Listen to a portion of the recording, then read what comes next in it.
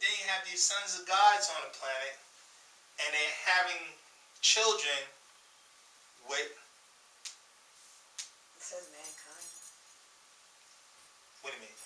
The book, mankind began to multiply. It says, and it came to pass when men began to multiply on the face of the earth, and daughters were born unto them. Then it says, verse 2, that the sons of God saw the daughters of these men. Yeah, so really men are other than humans. Huh? The humans are the men that I'm referencing. Got it. And the daughters of these men. Got it. And what about the sons of God? Who are they? Yeah. Well, apparently they mustn't be humans. I mean, they gotta be somehow. I can't go. They must be humanoid. Right. Because they're able to reproduce. Yeah, they're able to reproduce. Right. So they must be humanoid. I give you that. But apparently, if they're talking about they're the sons of God, which is separating them from regular men that's on the planet, so they're a different breed of men, different type of beings that's on the planet, is my point. That's better. So,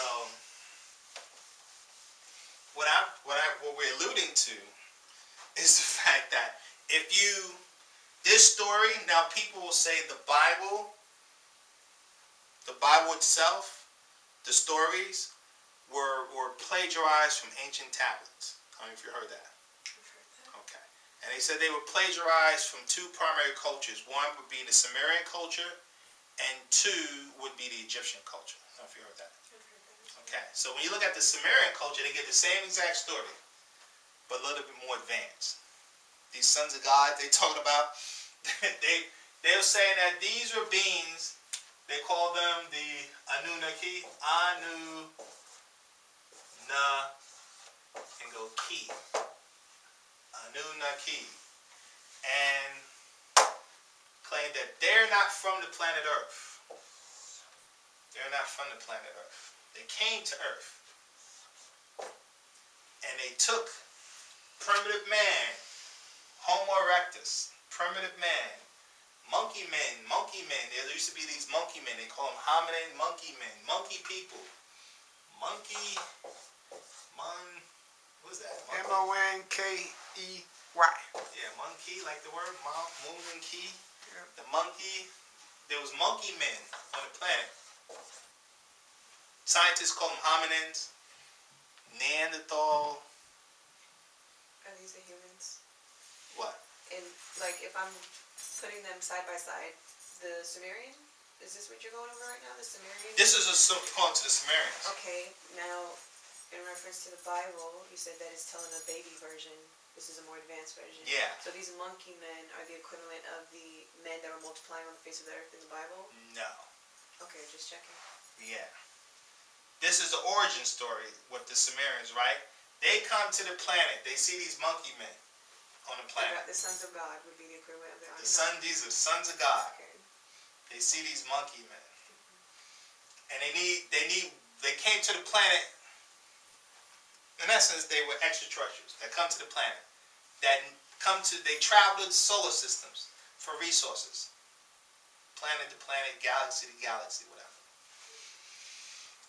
They needed beings on the planet to work for them. They see these primitive monkey people, right? So what do? They take them. You go on to YouTube today, type in alien abduction, and people talk about, I've been abducted by these aliens, and they were doing all kind of genetic experiments on me. You heard that, right? Okay. Well, this is a similar type of story. When you read the Sumerian doctrine, this is what they're saying. They take these monkey people and they upgraded them and implant their DNA. Is this part in the Bible? Is there a watered down version of that in the Bible? The Bible doesn't go that deep Just into it. completely. Here's where it goes into it somewhat. If you go to Genesis chapter 2, right? When you read Genesis chapter 1, it talks about the whole creation, right? From God, in the beginning, God created the heavens. Now, here's the thing. When you read it in Hebrew, it says, in the beginning, this is Genesis chapter 1, verse 1. It says, in the beginning, God created the heavens and the earth, right? Now, of course, this Bible is a Hebrew Bible. So it's not using words like God because God is a German word. Okay? So what word you think they're using? Hebrew? Do you know? Yahweh. Elohim. There you go. So it uses the word Elohim. Elohim. And that translates, see they wrote, says in the beginning God created the heavens and earth. Really it's supposed to be in the beginning the gods with an S created the heavens and earth. Not God. If you was going to say God in Hebrew, you would say El created the heavens and earth. When you add the Elohim, the him thing, that's a plural, like an S. Pluralization. So it's more than one. So it's a group, a body. So now that ties us to the Sumerian because it said it was a group that came down here and was doing stuff. Right? And then it talks about in the beginning God created the heavens and the earth. It doesn't say create. It talks about reconstruct in the Hebrew. It uses a word like Genesis is really called Ba'ad or sheep. Ba'ad or sheep. That's in the Hebrew. And it means to reconstruct something.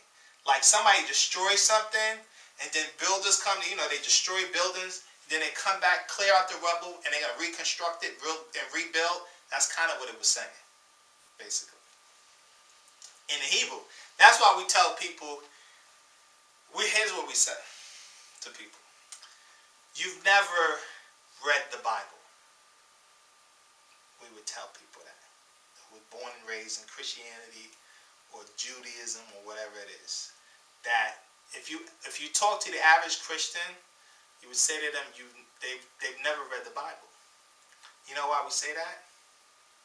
Translation. That's one reason why we say it.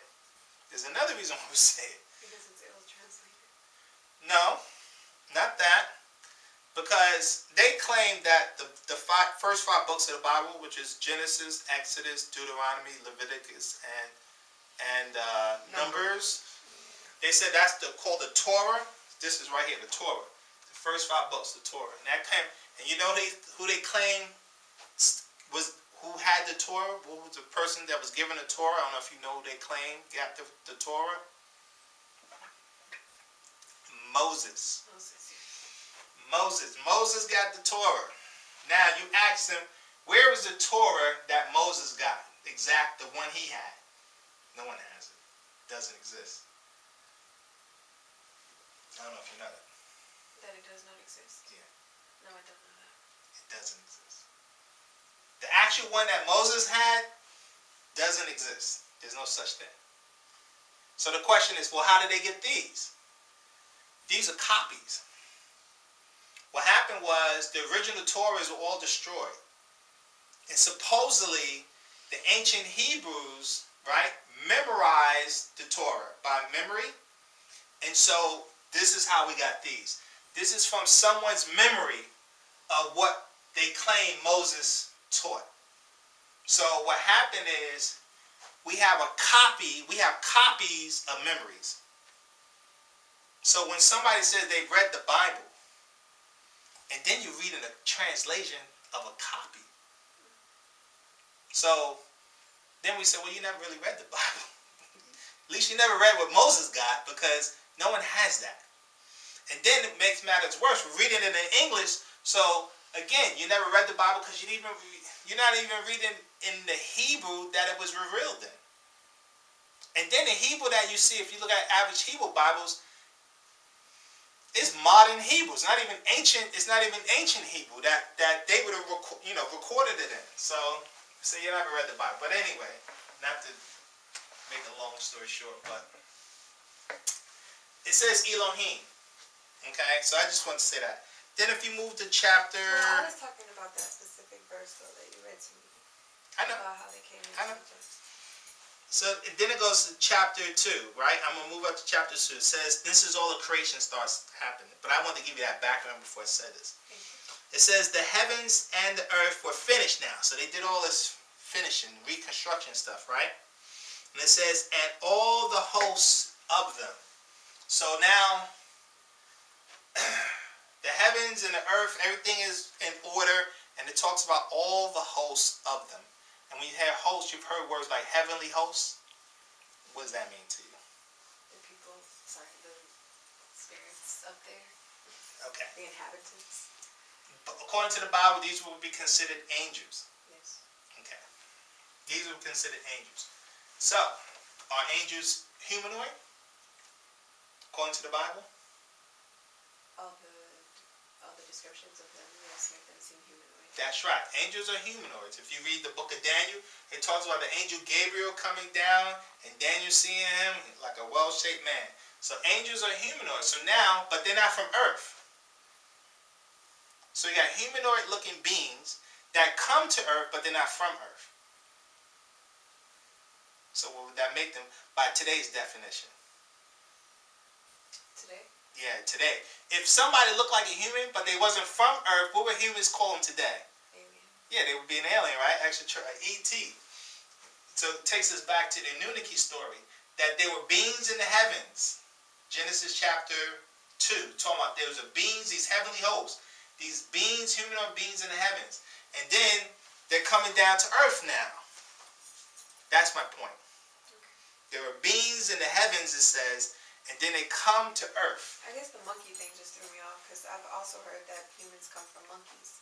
Yeah. So in that story, they're saying the same thing. Yeah. Okay. Yeah, I am kind of saying the same thing. So there's these monkey people. Their tail is monkey people. Like, that's what the scientists call hominins. Go ahead. You go ahead. So these beings come to earth. We're talking about the Sumerian story, I understand. right? So they come to earth, they see these monkey people, and they need monkey people, they need workers. So they upgrade them. They upgrade the monkey people. You with me on that one? Yeah, I'm just trying to figure out who these monkey people are.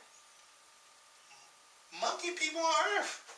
Are these the people we're calling black people? Are you? No. There's different. No.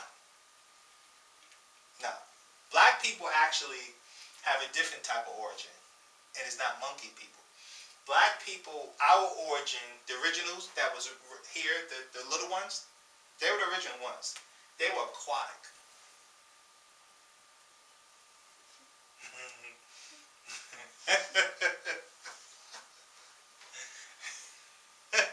All right, think of it this way. When you look at the planet Earth, right?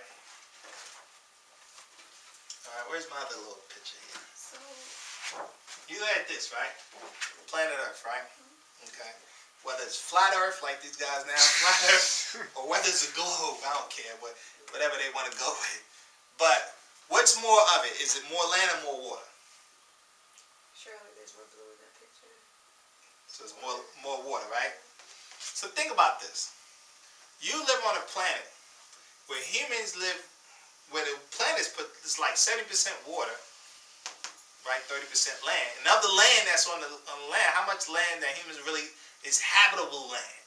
Yeah. You know, it's like I think 10% or something is actually habitable land on a planet that humans actually live on. So now humans live on a planet that's predominantly water, okay? But they're only restricted to land. Well, when you look at scientists and they talk about the origin, they're going to the evolution thing, and they talk about the origin of species, they say the original species were all aquatic. They come out of the waters and then migrated onto land. All species. And what I'm trying to say is, it's no different for African peoples.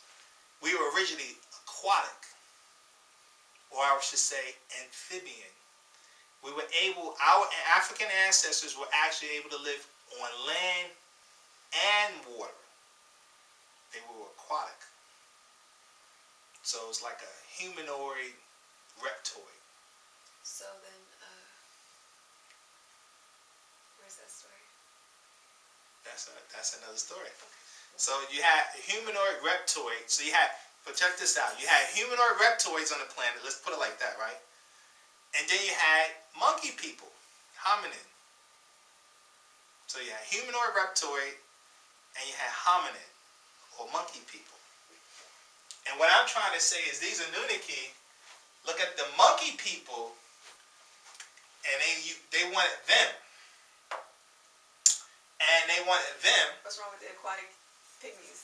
Why they don't want them? That's a whole nother story. They wanted the monkey people. Okay. And they used them. They did use the aquatic, but they needed the aquatic's DNA. They needed the aquatic's DNA. Okay? I'll explain why they need the monkey people rather than aquatic.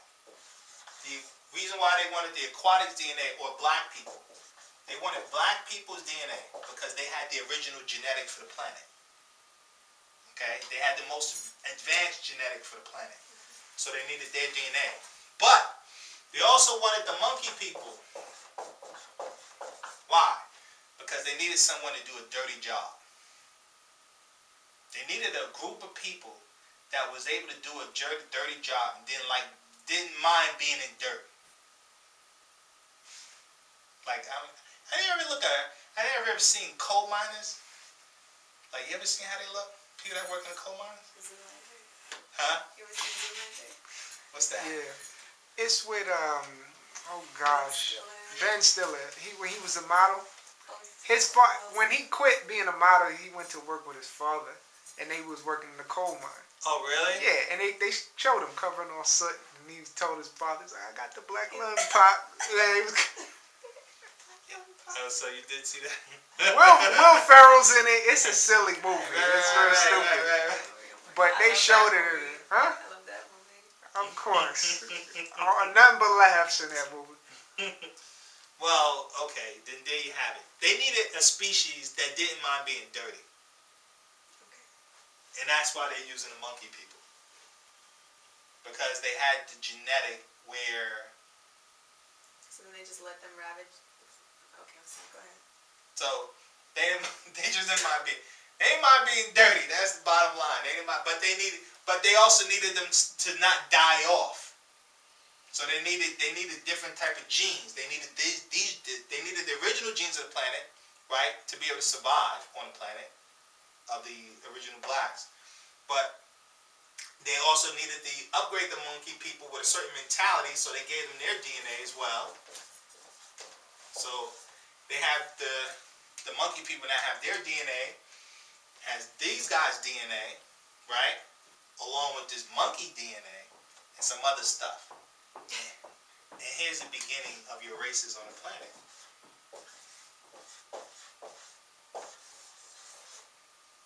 This is where the different races come out. They created some bad people, bro. Europeans, they got a bad history. There are species. Humans are a species, That's right? messed up, Anunnaki. That's not cool. No. That's not cool. No. They got bad kids. They need to beat their kids. Oh, It's not. You can't look at it like that. That's how I'm seeing it. I understand that, but you can't look at it like that. Probably wouldn't it be easier to look at it maybe like the military? It's like, okay, we need y'all to do a job, so we're gonna train y'all to do this, and y'all go do that. Like, well, let me think. Do you get mad at a lion when it hunts and kills another animal? Do I get mad at it? Yeah. No, but I sometimes feel for the other animal. But that's its But I also nature. don't want the lion to die. That's its nature. But I'm saying though, like, if I had some bad kids, right, I would make sure. No. Okay, see, this thing we call good and bad, that's a religious theology Right. and If concept. they're killing people. Let me do it like this. Okay. Then what do you call a tsunami? Well, it's a force of nature. That's different. Is it really? Yes, it's different. How is it different? Yeah. How is it the humans who are killing different from a tsunami killing? Was all those things taking place on this planet? I'm not talking about tsunamis. I'm talking about the killings from these people who are calling Europeans. Because mostly from my study of culture, it usually comes like the invention of guns and swords comes out of their culture. We know that. Okay. Because they were bred for that. Meaning, Well, what I'm trying to say is they were bred as a warrior race. Literally. They were bred as a warrior breed. That's why all they love is war. If you notice them, what purpose would that serve for the Anunnaki? it serves a purpose. It serves a purpose because now you have to understand who the Anunnaki is. They need to come back, but they pick me. They need to come back. Yeah, well, you got to understand these beings and how they think. That's the thing. Because you're dealing with beings that are millions of years advanced. And you got to also think that you're talking about beings that travel the boundless universe. This little planet, So does that make them insensitive? it's like a speck of dust. No way. It's like a grain of sand in the desert. Humans because humans are only stuck on this planet, all humans think is about themselves. And they don't understand that you're in an ocean of life throughout the universe. I'll repeat that. Humans don't realize that they're in an ocean of life throughout the universe. But humans are only caught up what's going on this planet. Well, I think that should make you want to be more sacred in your lifestyle, if you understood that. Like, it shouldn't make you more insensitive to the fact No. that I'm trying to explain. What I'm trying to say is that just like when you look on this planet, you have different species that behave different ways. And nature, in order for nature to be balanced, you have to have a constructive species as well as a destructive species. So, you can't have one without the other. Meaning, I'm just saying, the good couldn't exist unless there was bad. Yeah, but the aquatic pygmies were here before all that. So what was the problem with just letting them live here? Okay. What I'm saying... I mean, were they fighting? Were they killing one another? Who? Were they the aquatics? No, they were agreeable. So The pygmies are very peaceful people. So what's the Even to this day, they're peaceful people. They don't do any war. They don't even understand war. That's what I'm saying. So was there really a need for these other... Okay, what I'm trying to explain is that you're dealing with beings that are dealing with a balanced universe. So disregard the aquatics that are living on the planet? They don't think like that. What I'm trying to say is that those beings, the way different species exist, like on the planet Earth, you have different species, they're focused on their stability and what they need to do for them. They're not looking at how it affects other species. Specifically. That's a different type of thinking. That's a different species. Meaning you can't, no matter what you do and try to convince a shark not to behave like a shark, it's not going to listen to you. You're trying to teach a shark to The shark doesn't have reasoning. Well, wait a minute. You told me you laid on the grass, right? You was trying to go to bed.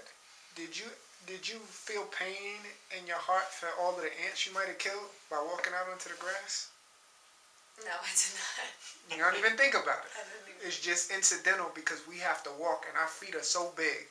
We might crush some ants. We're not going to be thinking like, oh my gosh, I hope I don't crush. It's like an incidental part of our life. But that's another species. They deserve to exist like everybody else. Surely they do. But would you? Is it important enough? Yeah, they're just in the way for what I have to do. The same way if you build a house, you have to dig up the earth. When you're digging up the earth, whether you live in a house, an apartment, wherever you live, they have to dig something up in order to put the foundation. When you're digging it up, you're killing things. You have to destroy, you have to chop down trees to build your house, which means you have to kill a tree. Let me ask you this, something the master teacher always said to us. How does an apple get to heaven? How? By eating it.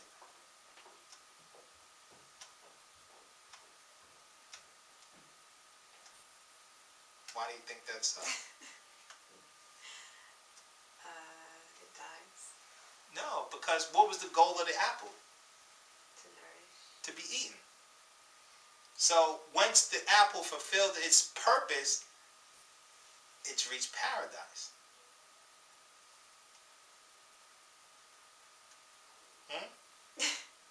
What I'm saying is that what I'm saying is nature is infinite. Nature is all, right? And you have different life throughout the balanced universe. And every species have their own needs. And they're going to, like a mother, she's going to breastfeed her child first before she breastfeeds somebody in the next town. She can't worry about whether or not that child in the next town is being breastfed because her child has to get breastfed. But if she decided to breastfeed them both, her body would produce enough milk for both of them. But if she had 2 children she has to breastfeed, point being is that she has to focus on her children first. That's just a natural law. Preservation of yourself and your kind. You're obligated to take care of your kind. You're not obligated to take care of no other kind. You shouldn't be harming no other kind, but you're not obligated to take care of no other kind. You're obligated to take care of your kind first. Period. I agree. And so that's just a basic natural law. And all I'm trying to say is that you have different beings. It doesn't look good to us, the victim, right? Because you look at Adolf Hitler, right? And people want to call him such a bad guy. Adolf Hitler, the bad guy. Yeah, he was bad to all the people he was trying to kill. But what about the people that he was helping? How do you think? Huh? Who was he helping? All the people that was with him in his army that believed in him. Like his head generals and all those guys in his inner circle. Like the Nazi party and all those guys. They all benefited from him. They loved him. Those guys would sacrifice their lives for that guy. They loved him. Those German people loved that man. You can't say no wrong about him. Which is why they went to war like fanatics trying to kill whatever they needed to do because of what he told them to do. So from their point of view, he's a great man. He's only evil to all the people he was killing. He wasn't evil because think about it. In order for him to do what he did, he needed an army. Well, how the heck are you going to get an army to do what you're doing? You're one man unless those people really loved and adored that individual to listen to him. So they didn't see him as a bad guy. And all I'm saying is that that's how nature works. There's always a balance. There's no such thing as absolute evil. Just as much as there's no such thing as absolute good. That's a religious trick. See, religion taught people you have God, which is all good, and you have the devil, which is all bad. And what that's designed to do is get you on one side or the other. So you're either going to be a Republican and hate everything the Democrats have to say, or you're going to be a Democrat and you're going to hate everything the Republicans is telling you to say. And guess what that does? If you're on a seesaw and you're on the side of the Democrats, what do you just created? An imbalancement. If you're down with the Republicans, you hate the Democrats, and you're on a seesaw, then you created another imbalancement. And that's what black people are arguing today about Caucasians. That you guys control all the wealth and resources in the United States. Have all the money. And so it's like they're on the top of the seesaw and black people on the bottom, and we're suffering because they created an imbalancement. And that's the problem. Nature is about balance. Nature is about keeping everything in balance. Every species having what it needs to survive. But nature also says every species has an expiration date. So that means when a tsunami comes and wipes a species out, or an ice age comes and wipes a species out, or a meteorite comes and wipes a species out, that's nature saying it's time for that species to go. Period. Because there's a cycle for life and there's a cycle for death. And you can't have life unless you have what? It's impossible. Life couldn't exist unless death existed. Imagine no one died on this planet and everybody kept having babies from day one.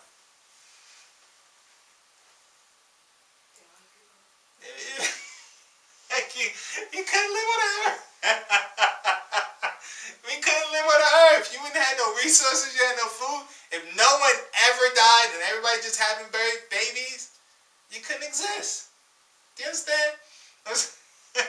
Somebody taught us that this thing of good and bad and people dying and all that stuff, and they put us on the side. They said if someone's abusing you, you're gonna call them the bad guy, versus if someone is treating you good, they're gonna be the good guy.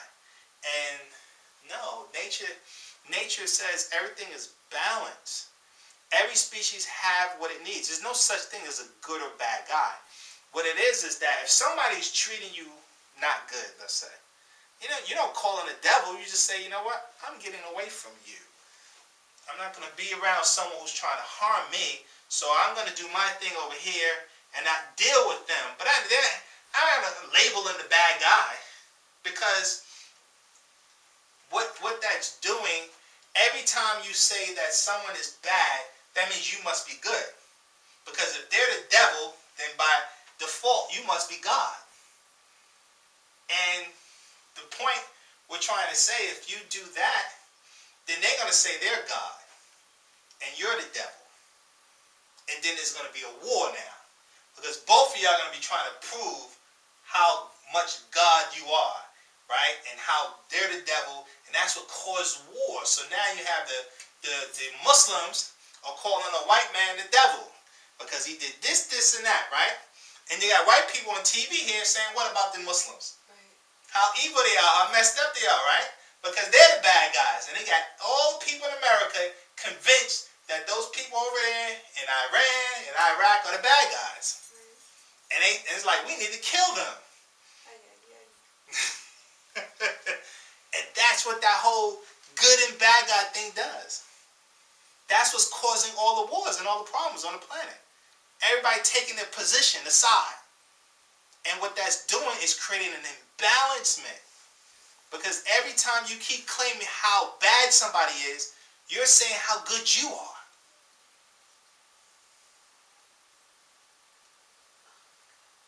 But well, I was wondering to myself, yeah, if Sufis had ever been involved in war. But then I just remembered that Jessica in your book, and I definitely read about Sufis in war. So that debunks that theory.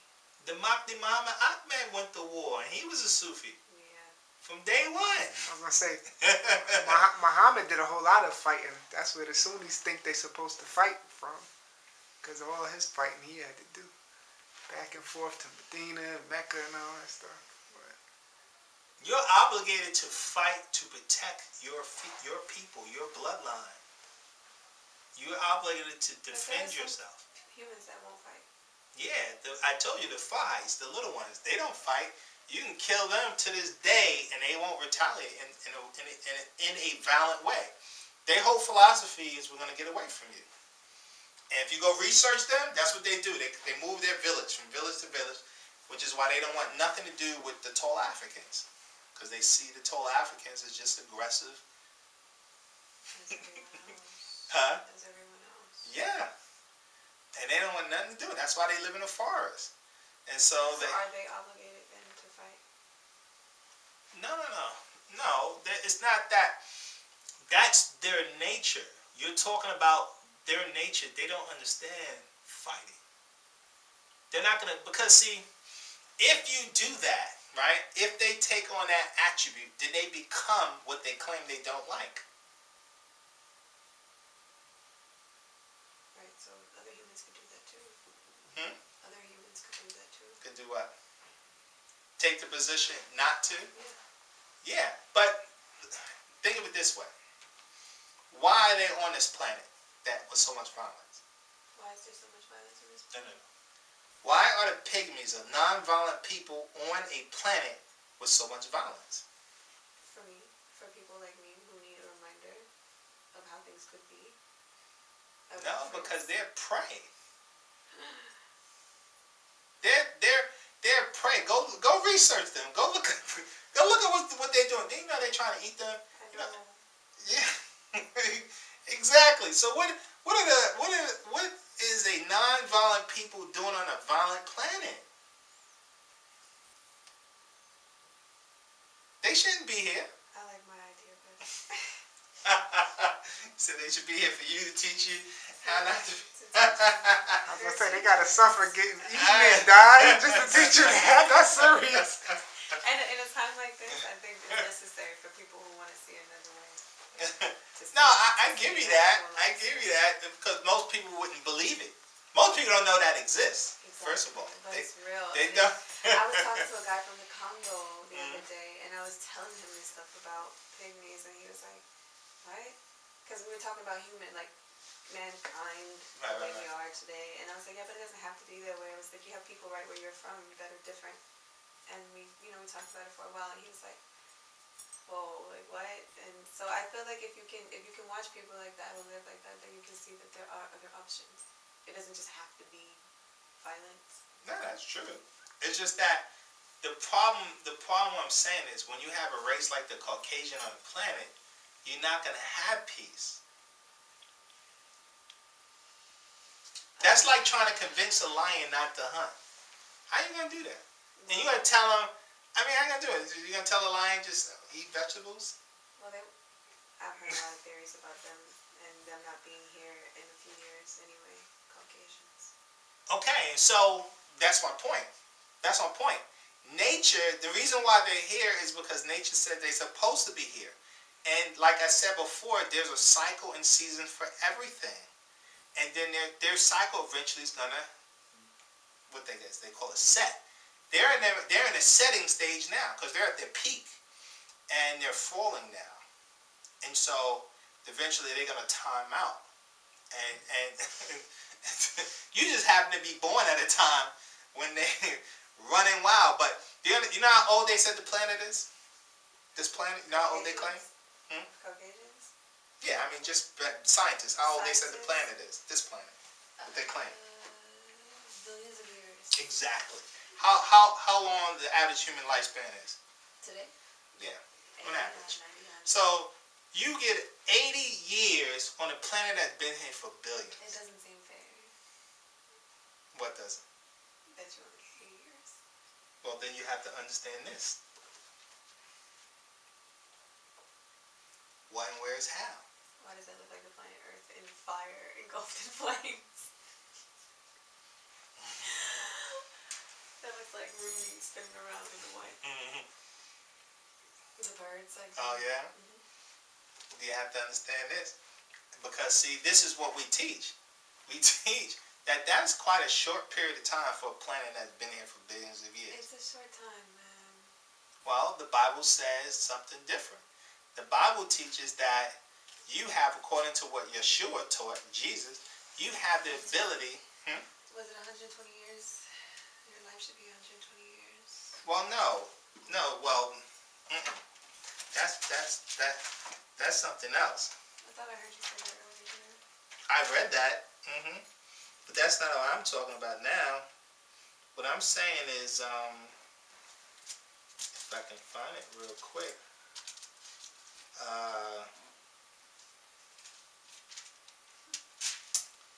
If I can find it.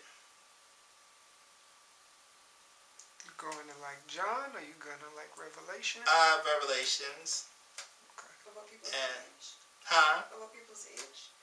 Yes. That's what, chapter 5? Chapter 8?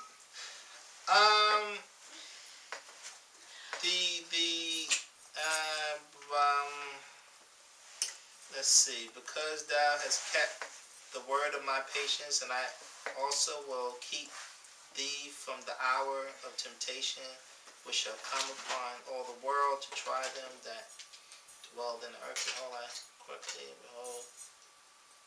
What does it say in chapter 5? 5:5. Where? 5:5 and 3:7. Try them two. Okay, yes. 3:7. And Oh no, it's not 3:7. 5:5. What that say?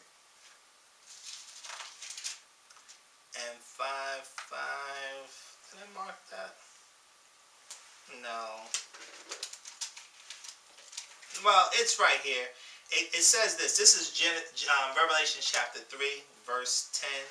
It says, because thou hast kept the word of my patience, I also will keep thee from the hour of temptation, which shall come upon all the world, to try them that dwell upon the earth, right?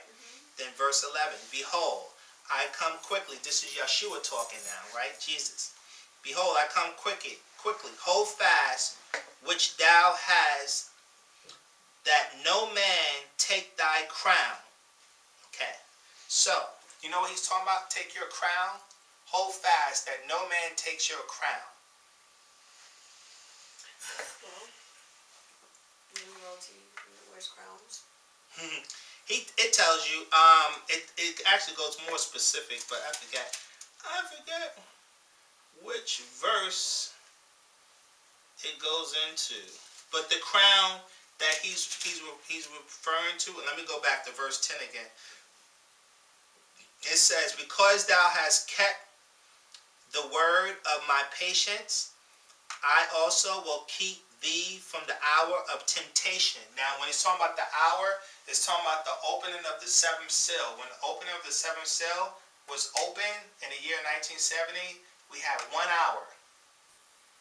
1 hour. What does that mean? Each hour represented, each minute, because it's 60 minutes in an hour, each minute represented 1 year. So in essence, you had 60 years to receive our crown. It's called your crown of life. Your crown of eternal life is what you're supposed to receive. And that in the latter day, in this day and time, you have to earn your crown of life, because you're on a world ruled by the devil, as it says in Revelation chapter 7. And we read Revelation 7, and it says, what is it, 7:11? And the angels stood around the throne. No, not that one. And I heard saying, 7:12,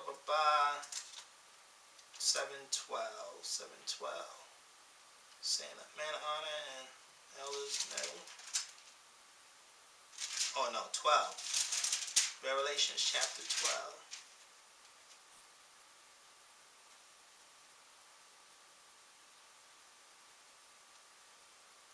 And it says, Revelation chapter 12, verse 7, it says, and there was a war in heaven. Michael and his angels fought against the dragon, and the dragon fought and his angels, right? Have you ever read this before or heard about this? Okay. And prevailed not, neither was their place found anymore in heaven, right? When you know when they talk about heaven, they're talking about you seen Star Wars? Star Trek? No? My goodness. You don't watch movies at all. You gotta see this stuff. They're telling her, these watch Jupiter ascending. I told her a lot of stuff we don't watch, and what was your response? Because they tell this stuff on the TV, on their movies. Like, you can see, you should take a see Thor. That was a good one. All these movies about the galactic heavens, about there's species that exist throughout the heavens. The heavens is talking about the different planets out there, throughout the galaxy. There's life throughout the galaxy, and that's what the Bible's talking about. So there was a galactic war it's talking about, right? And these beings that were fighting, they were fighting this galactic war. And then it goes on to say, and prevailed not. The dragon was fighting against Michael, another race of beings. And the dragon lost, right? Him and his group of angels. And it says, neither was their place found anymore in heavens, in the galactics, in the galaxy. Then it goes on to say, and the great dragon was cast out, that old serpent called the devil and Satan, which deceiveth the whole world.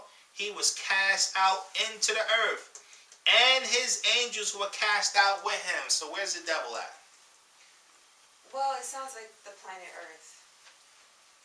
That's what it says. Yeah. But, I mean, I guess just from considering what you just said about good and bad and how there's always a balance, and that means the devil has a balance too. He's not necessarily good or bad. This is true. Okay. But my point is what? With that. Oh, with this, that would mean that this is hell. If this is where the devil reigns. I'm not going to call it hell. You can call it hell. It is a type of hell. I wouldn't call it that. I was just. No, I'm with you. Yeah. I'm with you. I get it. Yeah. Right? All the suffering on the planet is kind of hellish, right? So I'm trying to. Also great beauty. I'm with you on that too. I'm just saying the reason why you have all the suffering on the planet because there's demons that's ruling the planet right now.